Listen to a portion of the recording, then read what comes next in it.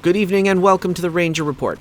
I'm Ruby Ranger. Today, we're taking a trip in the Wayback Machine all the way to the distant year of 2004 to look at Painkiller Black Edition, a first-person shooter developed by People Can Fly and published by Dreamcatcher Games. At the time of its release, Painkiller was the recipient of multiple Game of the Month awards, Editor's Choice Awards, and in many publications took second place for Best Shooter of the Year, only to a little game known as Half-Life 2. Multiple reviews online cite Painkiller as a classic of the genre, both on Steam and Metacritic, so going in, I was full of both hype and hope, and yet as I proceeded through my playthrough, my hopes were repeatedly dashed against the rocks by waves of frustration, boredom, and utter confusion. Opening up the game is a cinematic cutscene in which we meet our as-yet unnamed protagonist and his significant other as they hop into his muscle car late at night in the pouring rain, racing against time and traffic to get to their location. Tragedy enters the scene as another vehicle hops into their oncoming lane and slams into them head-on, killing the couple instantly. Then we cut to what appears to be some kind of afterlife, with a sepia cathedral in the background, with our protagonist being approached by a white-skinned humanoid who definitely appears to be something other than human. Once close enough, he says to our protagonist, "Here, take this." Which seems like a bit of an odd thing to say to someone who's just died and gone to wherever this is. And then... "What's this?" "This is who you have to kill." Excuse me, folks, just one moment here. Is this right? Is this the... Hold on. Is this the right cutscene? This doesn't happen later in the story? No. Hang on. Aren't we supposed to understand why he's... No, we don't even know where he is. What's his name? What's going on? Oh, all right. No. It seems a little... Okay, all right, fine. Okay, I'll just go with it. Well, I mean, you're watching this, right? Okay, fine. Okay. All right, let me get back to... Okay, fine. So, without much pomp or circumstance, we meet protagonist and messenger. Names I'm bestowing upon these two because we don't actually even know their names at this point in time, because the devs forgot to include that information up front. The protagonist's name isn't even listed in the Steam page description. Instead, we get, "Stranded in a place between heaven and hell, your time of judgment is at hand. The underworld is on the verge of unholy war, and you are but a pawn in the infernal battle. As you fight for your purification, the truths behind the deceptions are revealed." Alright, that seems to be about as much information to go on as we're going to get, as the rest of the cinematic plays out. Ask him what I did. Ask him why he thinks I deserve this. He didn't say. I was sent to offer you this chance, and that is all. He has his reasons, and he doesn't have to explain them to anyone. Do this, and you will be pure. I was pure? So you say. I'm not here to debate. Do this, and you're free to be with your Catherine again. You were chosen because of your abilities. You've managed to survive this long, and that is impressive. This is what has set you apart from the others, and he thinks that you're the only one capable of pulling it off. Why doesn't he just take care of this? Why can't you do it? If he gets involved, the assault we're hoping to prevent might be launched prematurely. And of course, we want to avoid that at all costs. We think they're going to attack soon. He wants you to stop them before they are poised to strike. He wants the profile kept low. So you're going to have to move quickly. Kill the generals, and Lucifer's armies will retreat. Either you take this or you don't. If you don't, I can't tell you when we'll speak again. I know you've been here for a while, and I assume you want to leave. Your time has come. Take it or leave it. Okay. Good. Do you need weapons? I've survived this long, haven't I? I know where to get weapons. Good. This will help. Drink it. It will help you survive. Now keep that scroll. Use it as your guide and destroy everything that moves. You must move quickly. You must kill the generals before they organize for an attack. We shall speak again soon.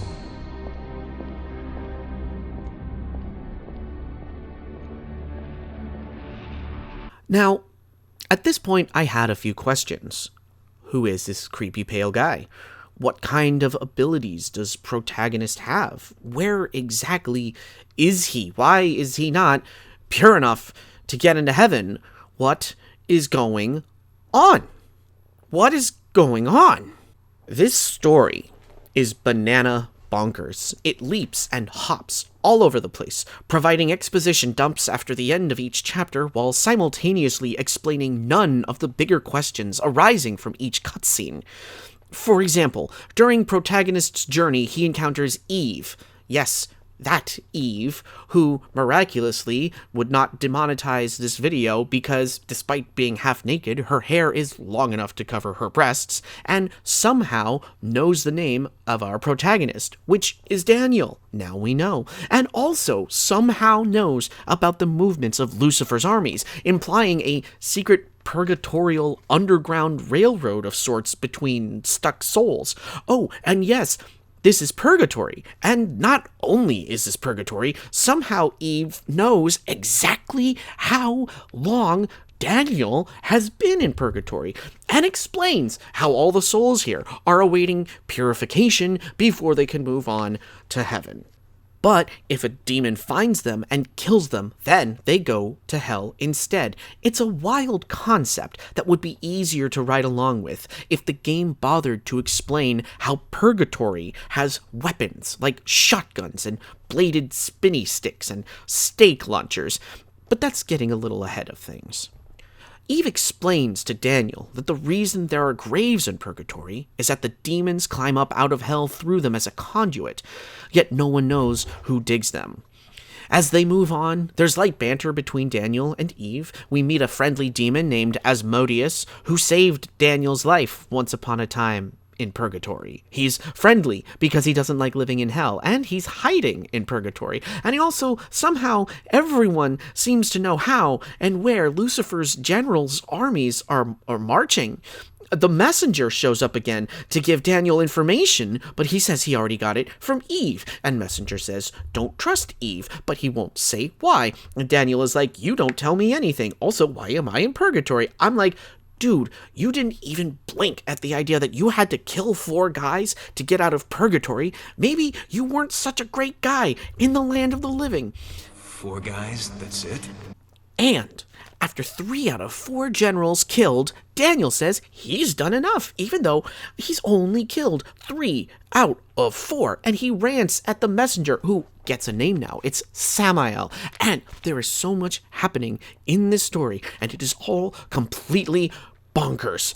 Each cutscene drops massive exposition with 0 explanation, leaving one attempting to connect all of the threads haplessly, as though trying to figure out who the hell Pepe Silvia is. Pepe Silvia, this name keeps coming up over and over again. Every day, Pepe's mail's getting sent back to me. Pepe Silvia, Pepe Silvia. I look in the mail, well, this whole box is Pepe Silvia!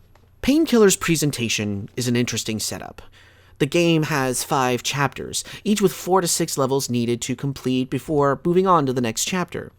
With an interface designed to resemble the scroll Samael gave to Daniel for tracking the generals, the player can select the chapter and level they want to play before committing. Levels can be replayed at any time, which is handy for upgrading the tarot card system. Now, each level has a bonus goal, and if you complete the task necessary, you will be rewarded with a tarot card. These grant extra abilities when activated, such as slowing down time, or weapons firing twice as fast, or the player taking only half damage, etc. Cards can be chosen and stacked in the level select screen before venturing forth, customizing player experience to how they want to proceed for each level. The trouble is, some of the requirements to get the cards are beyond difficult. One level asks you to only use the Painkiller melee weapon, which is doable. Another asks you not to pick up any armor in the level, and yet another asks you not to pick up any health in the level. Sometimes it involves getting through an area under a certain amount of time, sometimes it involves finding all the secrets or certain items. But the game doesn't inform you up front how to know this ahead of time. So I went through each level got my results for how many demons killed, how many secrets found, and I would see the tarot card requirements at the bottom. Like, how the hell was I supposed to know that? The game didn't tell me ahead of time. How was I supposed to know? Well, you can find out, but it involves checking your scorecard by pressing the tab key, something I didn't know and wouldn't know unless I went into the control setup and examined it thoroughly. Which I didn't.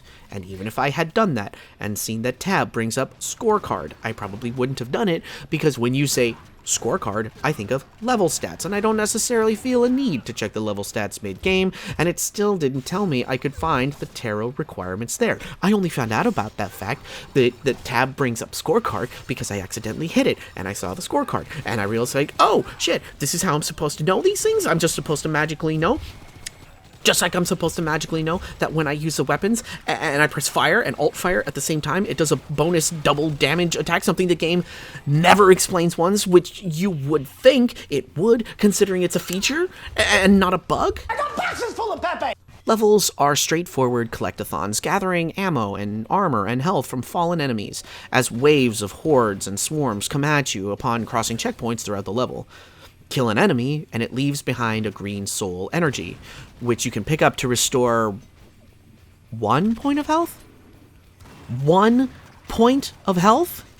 There are golden souls scattered about, along with green and red supercharged souls hidden here and there, but this is the only way to gather health throughout the game. Even worse than that is the fact that the green souls only appear once the enemy body dematerializes instead of as soon as you've killed them. This leads to piles of bodies lying around, eventually dematerializing and green soul energy appearing, but you, the player, have moved on. So now you need to go back and collect the souls for health. But here's the kicker. Souls disappear after a few moments, so you can't pick them up if you're not on top of it. I don't know how many firefights I went through where I was swarmed by waves of enemies and only ended up grabbing a half dozen or so souls because of bodies flying either too far away from me or me having to run past the bodies due to being attacked from all angles and then needing to try and double back to get the souls. And sometimes, oh, the cherry on top, sometimes if you are on a cliff or on a high rise, the bodies will go flying off the edge and into the void, and there's no way you're getting that soul. Graphically, the game is fine. Nothing to sneeze at, but also nothing to complain about. There's some nice modeling and texture work. Lighting is good. Particle effects are good. For the most part, Painkiller's 2004 graphical engine has aged surprisingly well, despite not being able to play it in too high a resolution without stretching the whole screen, which I was fine with. And while there are mods out there for this game which allow the player to adjust the graphics to make them cleaner, crisper, and more detailed, the vanilla version of Painkiller Black Edition holds up fine as a testament to the level of graphical quality that 2004 could deliver. As for the gameplay, this is where I unfortunately began to lose all composure with the game. Certainly, the story is a mess. The tarot card system is interesting, but lacks the necessary player info to truly be able to capitalize on it. But the gameplay is some of the most boring route FPS action that I have ever encountered. And I used to play all those kid-friendly Doom knockoffs back in the day because my mom wouldn't let me play Doom because it was too violent and full of Satan. Painkiller is a standard arena shooter with a few frills or interesting mechanics to make it a dynamic game of any sort. Sure, the weapons are interesting, but interesting in a how the hell did you think this up or make this work kind of interesting. First off is the shotgun, which takes out most enemies in 1 or 2 blasts, but has such an underwhelming punch that it feels more like an air cannon than a shotgun. The alt fire is an ice blast, which freezes enemies, setting them up for a one-hit kill, and I appreciated that on some of the later heavy demons. Then there's the stake gun, which seems to be the one weapon most people remember from this game, but it baffled me. It absolutely baffled me. Most enemies are a one-hit kill with a stake, and it launches so fast that it can pin enemies to the nearest wall, which is admittedly neat. But the stakes are small, enemy hitboxes are small, and the gun reloads too slow for multiple enemies. Miss once, reload, the enemy is right on top of you, shoot again and hit them, but there's another right behind them, and you have to reload again. Meanwhile, the alt fire on the stake gun is a grenade launcher, that's fine. They either explode on impact or after a few seconds.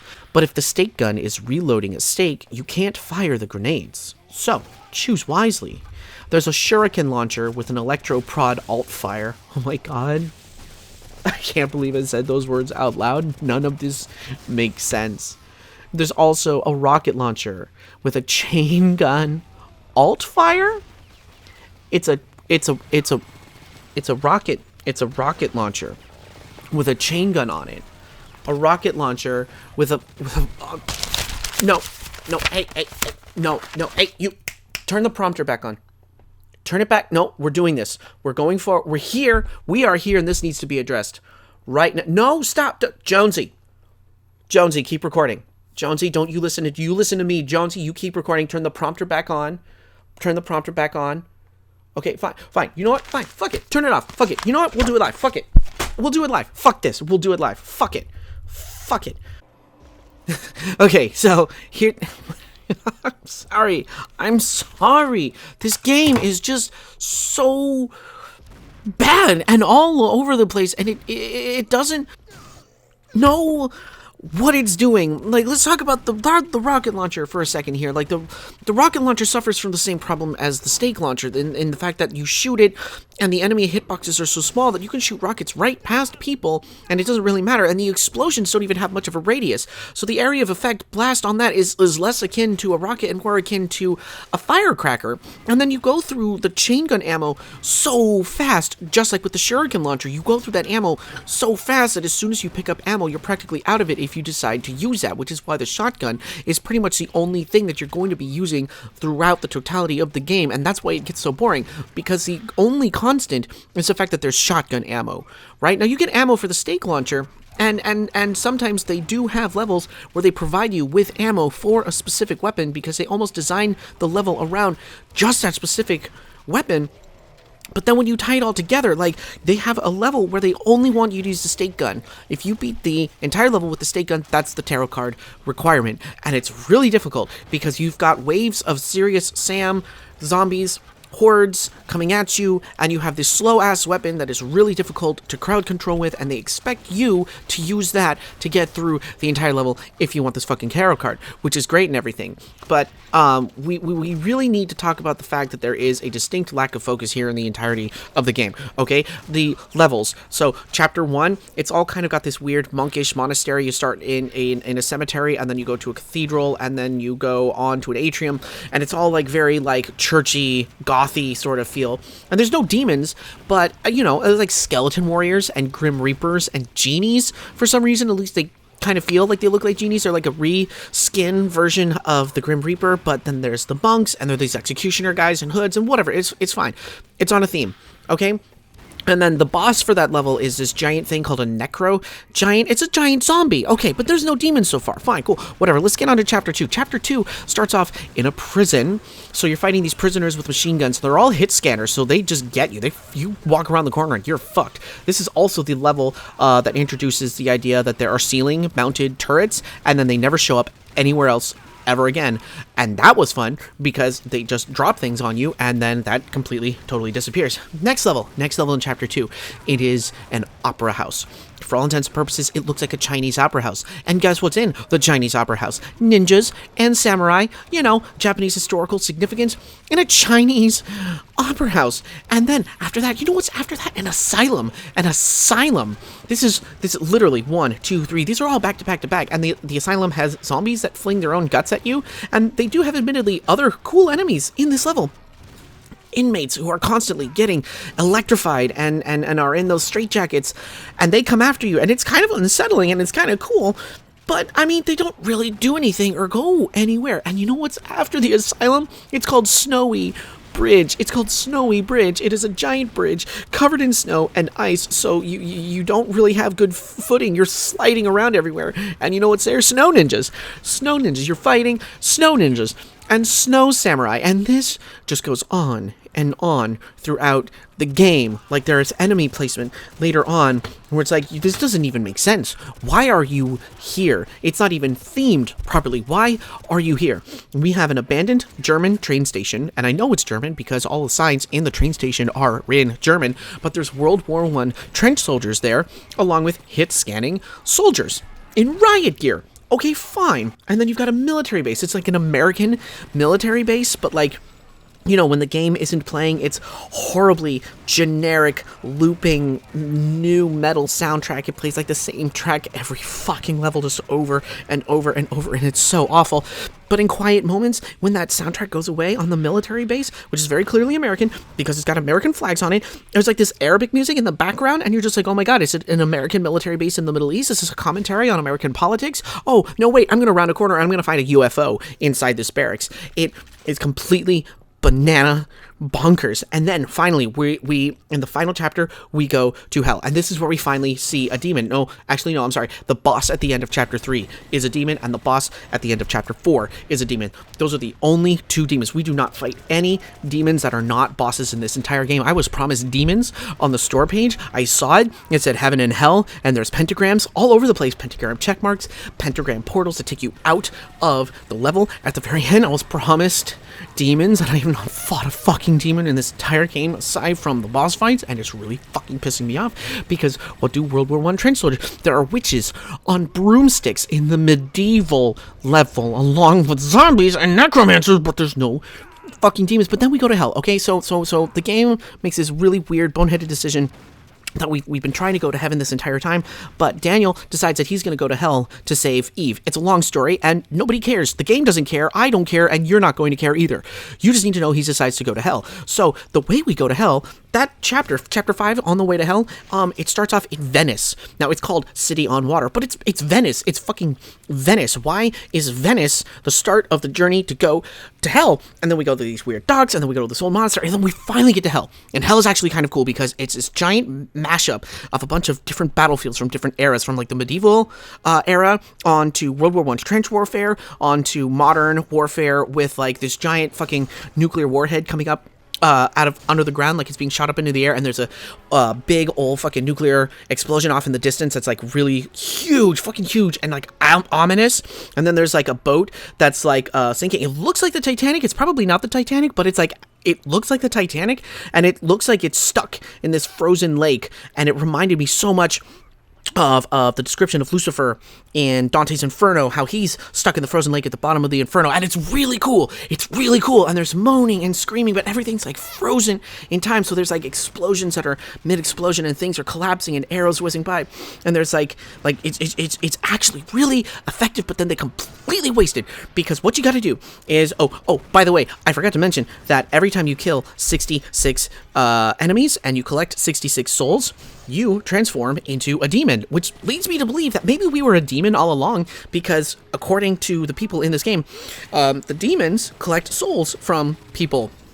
And that's what we've been doing this entire game. But there's like this little devil trigger thing anytime you get 66 souls. So in hell, what you got to do is, like, you are fighting the ghosts of all the enemies that you fought up until now. And so you got to kill 66 of them. Then you devil trigger. And then when you devil trigger, Lucifer appears. And then you got to shoot him with your devil trigger stuff. The problem with that is that you have no idea if you're doing any damage on him. There's no indication. He just kind of walks around and throws shit at you. And then you get out of devil trigger mode. And then you got to kill another 66.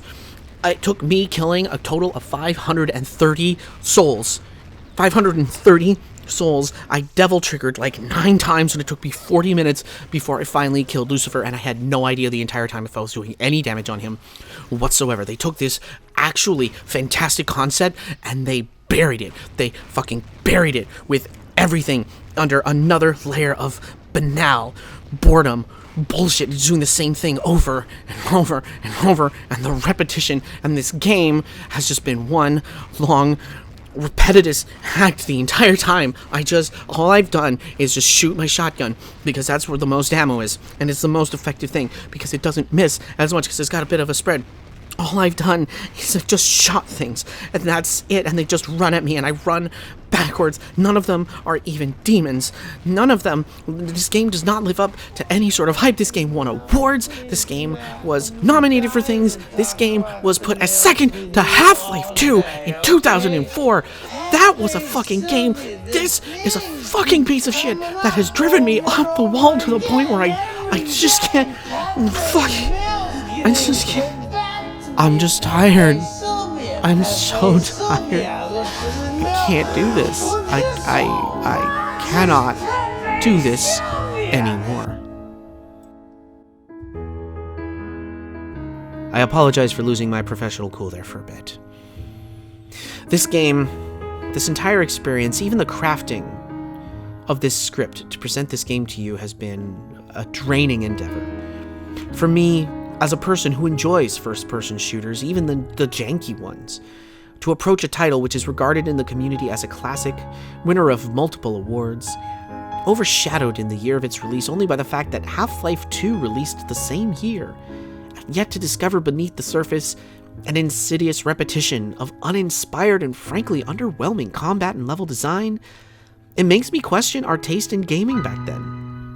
Perhaps I, too, would have once found this game to be entertaining and even have fond memories of it, as I do with many games that are sometimes difficult to go back to once the filter of nostalgia has been shattered. And yet, I simply cannot find any sort of redemption here in this game. Certainly, there are aspects which are clever or designed in ways that actually had me nod in approval. And while hell itself is the cherry on top for a wonderfully brief respite, it too swirls through the toilet bowl into turgid banality and a tiresome, boring experience. Painkiller was, for my own interests, supposed to be a freewheeling boomer shooter experience to introduce me to a fun series I've been meaning to dive into. And yet, beneath the intriguing exterior, promising demon shooting action, there is only pain. Pain, furthered by pain, and perhaps the best representation of purgatorial listlessness unintentionally presented to the public. Painkiller, to that regard, scores a 4 out of 10. Thank you so much for watching this episode of The Report. I have 2 big projects that I am working on coming up, both of which are going to be a bit more ambitious than the episodes I've done thus far, and I'm very excited for you to see them. Do you agree with this review of Painkiller? Do you disagree? Leave a comment below and let's have some discourse. Once again, I'm Ruby Ranger and this has been the Ranger Report. Good night, everyone.